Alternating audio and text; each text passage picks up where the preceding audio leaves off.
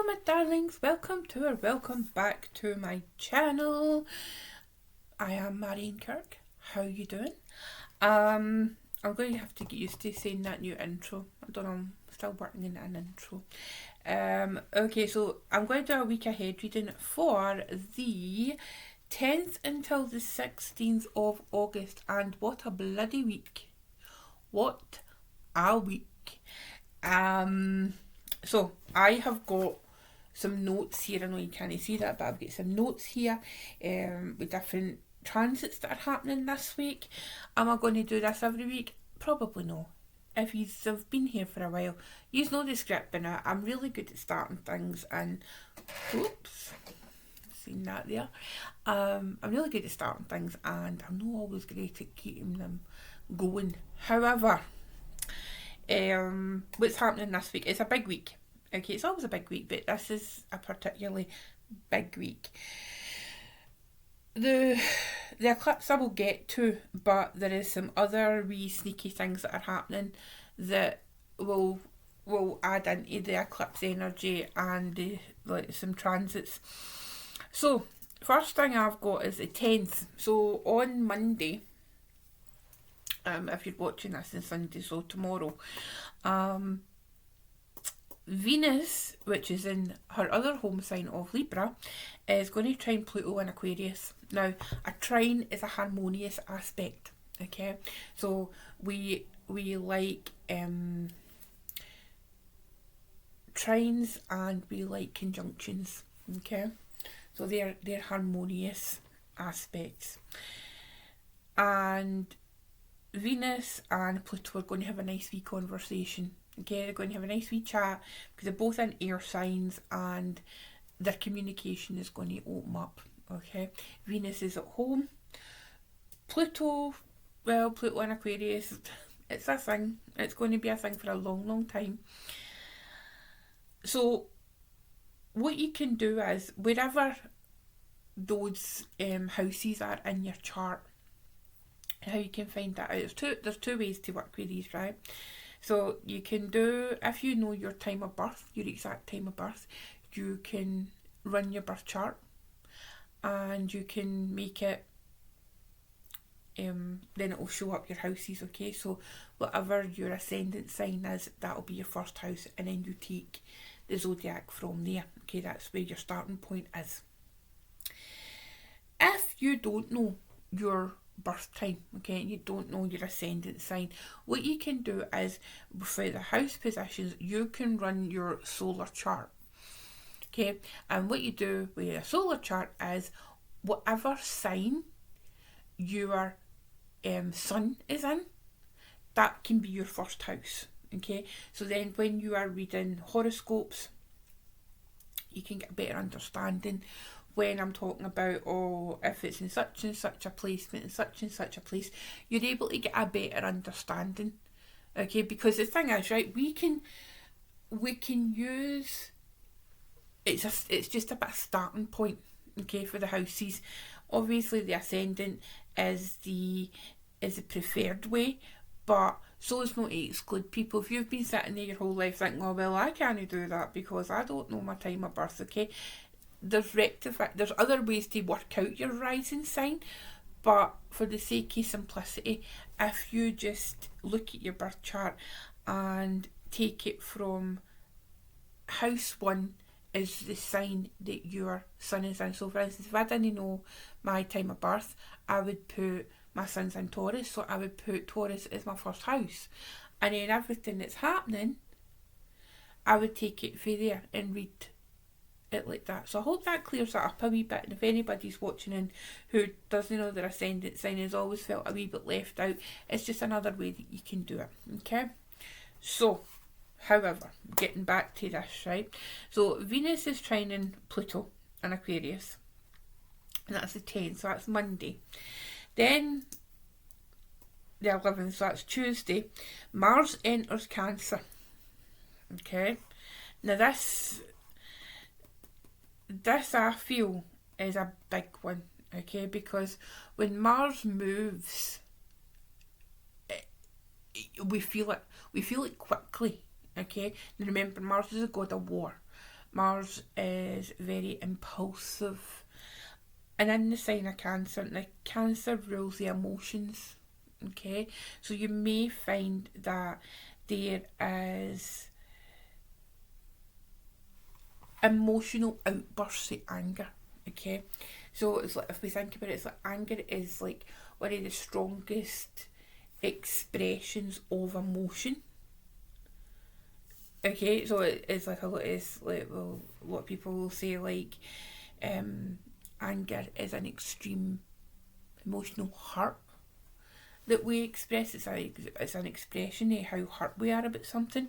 So you might find that in Tuesday, which is, and incidentally, Tuesday is also Mars's day. Tuesday's is named after Mars, and with that in combination, in fact, it's an 11-day, right?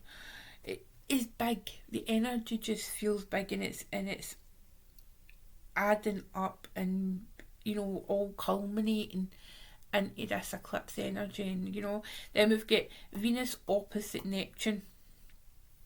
So Neptune's in Aries. Neptune's a dreamy planet. Neptune's a kind of a let's make things up, and is it reality? Is it reality? Is it no reality?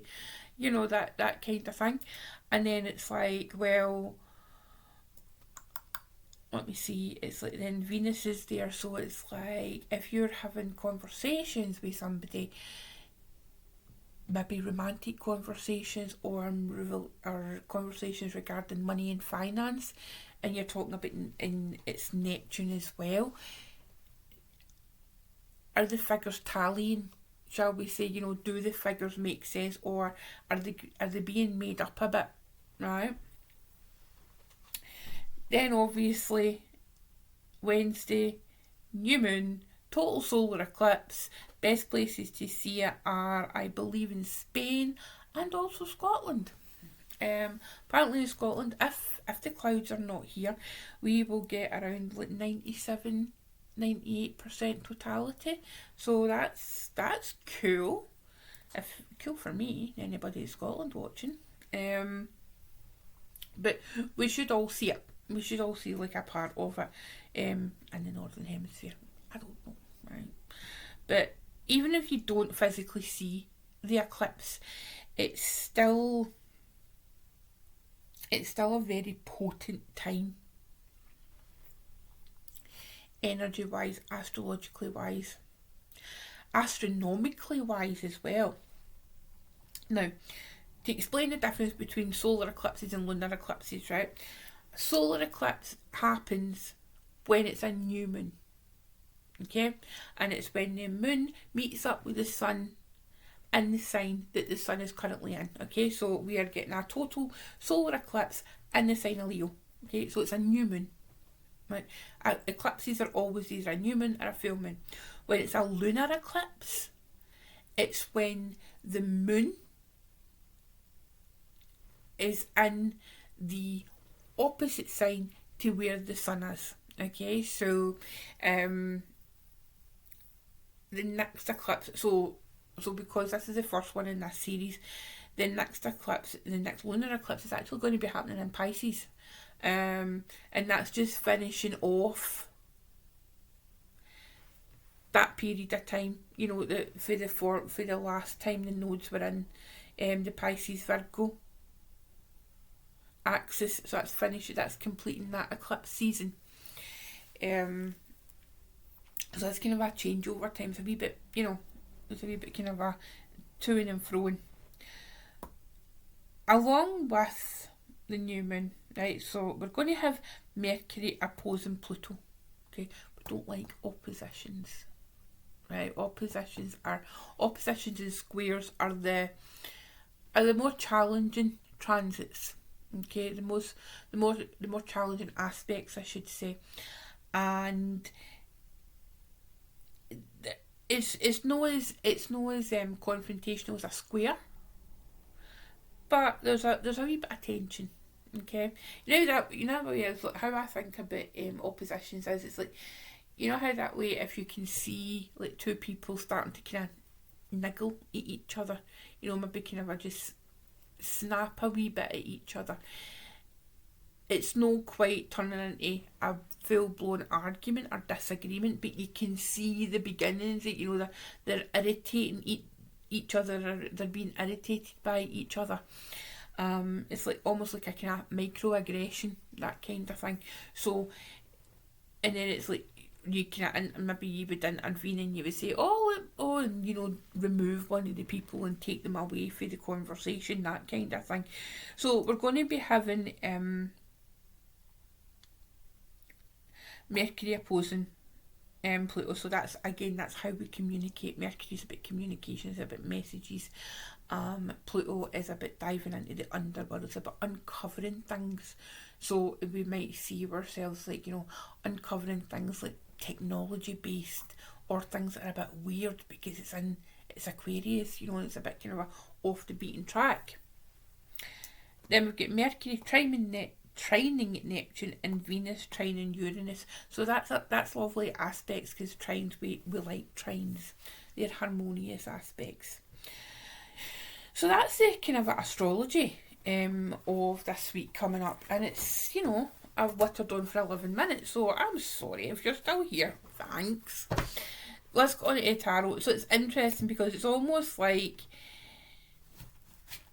I don't know, the fates, the oracles, the whatever decided, right, man, it's going to be an intense week, so let's give you like a nice deck to be able to give the messages with.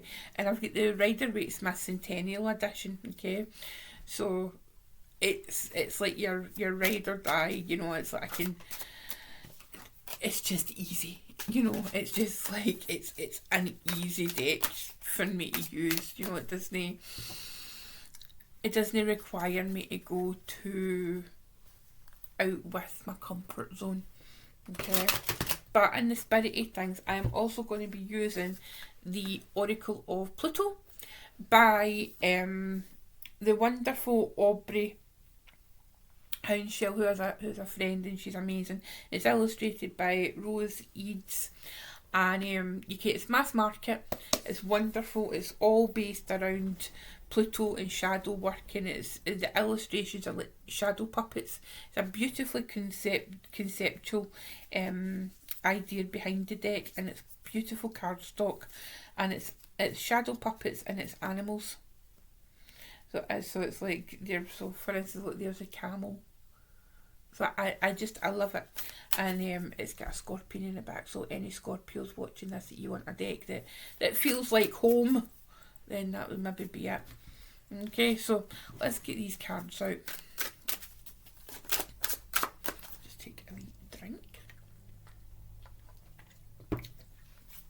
Right, these cards out.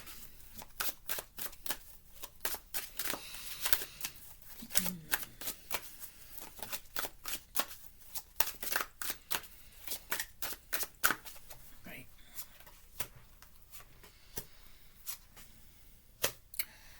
Okay. So, the bottom of the deck, we have got the Three of Wands. So, this is a nice energy to ground ourselves in. I mean, it is fire, but it's a card that I feel like reciprocation. We are in receipt of things coming towards us, you know, things coming back towards us. So that energy might be showing up this week. That might be grounding us, because eclipses have got a habit of showing us things, are highlighting things that we've maybe previously been like, oh, I need to work in that, oh yeah, I need to do that, you know, it's like that kind of a reminder, and then life happens and it falls by the wayside and we forget to do it, and then eclipses come along and say, oh, remember that thing you said you were going to do, actually, and that's kind of where the eclipse energy that happens. So, you know, think about previous Leo seasons, look up and see when the last time the eclipses happened in the Aquarius and Leo axis. I cannot remember right off the top of my head right now. I think last week I was saying 2014, and it wasn't 2014. I think, is it 16, 17? I think it was 2016, 2017. Don't quote me.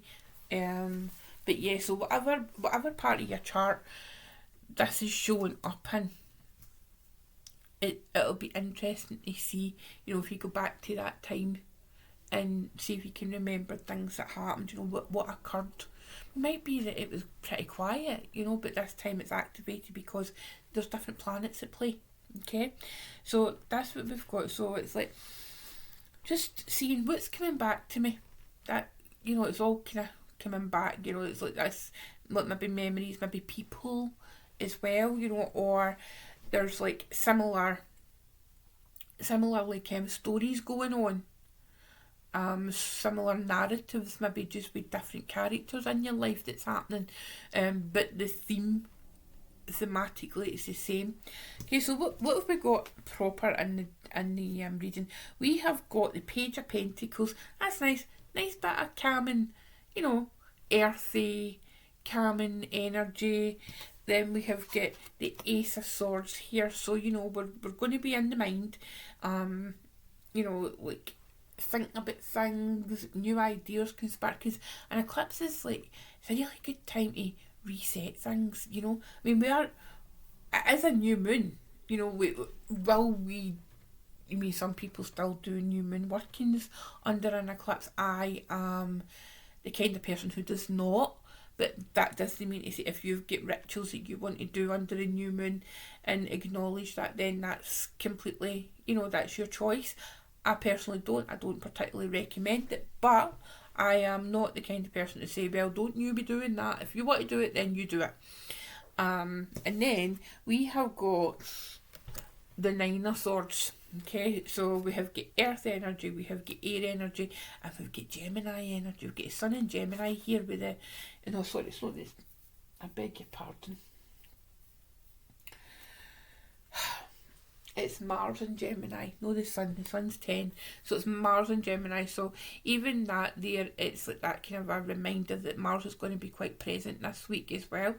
But what this feels like is we may not be getting a lot of sleep this week, simply because of the eclipse energy. Some people I know, they sleep right through, it doesn't bother them, and they don't get affected with new moons, whereas full moons, they're like up and down, and and then there's other people who just don't get affected with new and full moons, but they find themselves like maybe the dark moon, it's like when it's the balsamic moon, just literally before the new moon happens, when it's like the moon's at the darkest point in the sky. That's when they get up and they maybe have nightmares, etc, etc. But what I would suggest for this week really is, staying grounded. It's like, and it almost feels like with being the Page of Pentacles, there's things going on that you already know how to do, you've got experience in, and then you're maybe kind of trying to pivot and do something different, but with a old idea, if you like, right? We have got the Ace of Swords, and the Ace of Swords is here just saying that recognise your truth and power. Okay, recognise the power that you have within yourself. Okay, that you understand this energy that is, you can see through the bullshit. Maybe the fact that Neptune's at play, Neptune's activated this week, you need to keep your wits about, you need to keep, what is actually happening as opposed to what is not happening. And then, as I say, like this Nine of Swords, don't look at it as necessarily going to be a bad thing. Don't say, oh, it's the Nine of Swords, oh no, I'm going to have nightmares all week. You might know. The thing is, it could be right, okay, here's the eclipse happening and you're wide awake, and you need to be wide awake to have this incredible thought that's going to come to you maybe 2 a.m. in the morning. So think about it that way, is what I'm saying. So, hope that makes sense. If it doesn't, I'm sorry. Let's move on to the Oracle of Pluto. Oh, what was that? It flipped. Oh, it's so funny.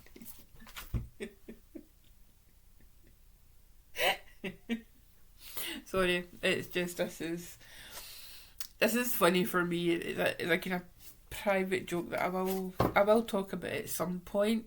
But yeah, so what I've got is house cat. I don't have a house cat. Okay, I don't have a cat.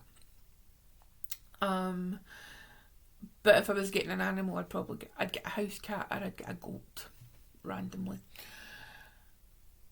Now, what this says to me is that this house cat is clearly outside because there's a fence, okay, and it's like, well, it feels like this week. What is the question you need to ask yourself?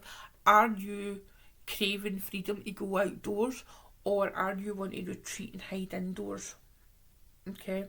Is there an assumption that you are a particular kind of person who wants to be inside, or but secretly you want to be outside?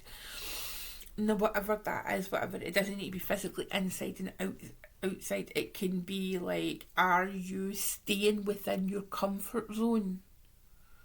You know, are you daring to step out of your comfort zone? And what I'm going to do is I'm actually going to read through the guidebook, because, as I say, Aubrey is such a wonderful writer and author and creator that I really want to acknowledge that and see what she's got to say about this.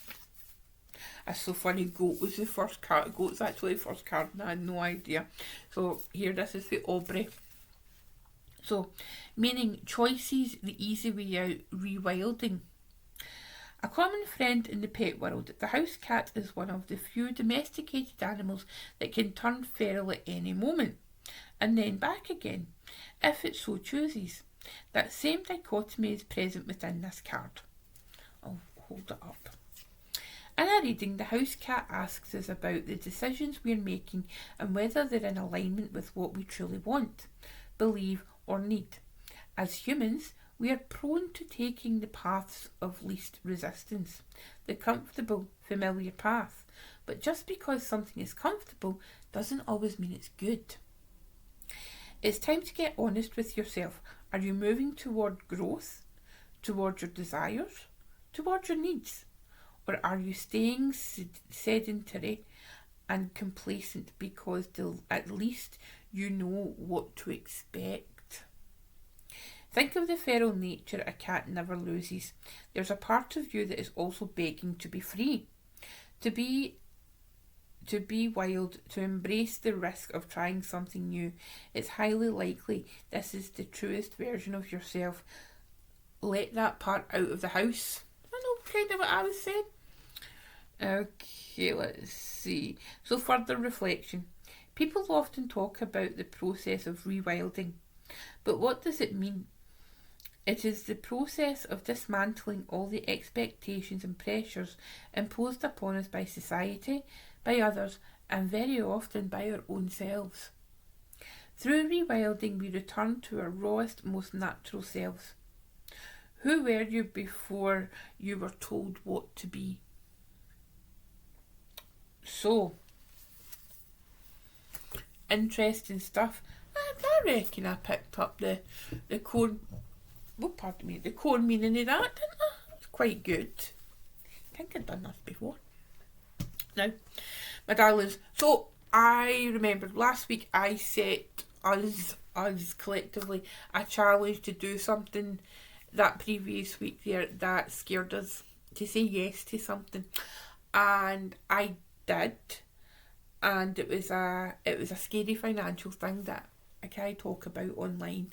Nothing bad, you know, but it was a scary financial thing, and I did it, and it was really scary, and but I'm really proud of myself for doing it.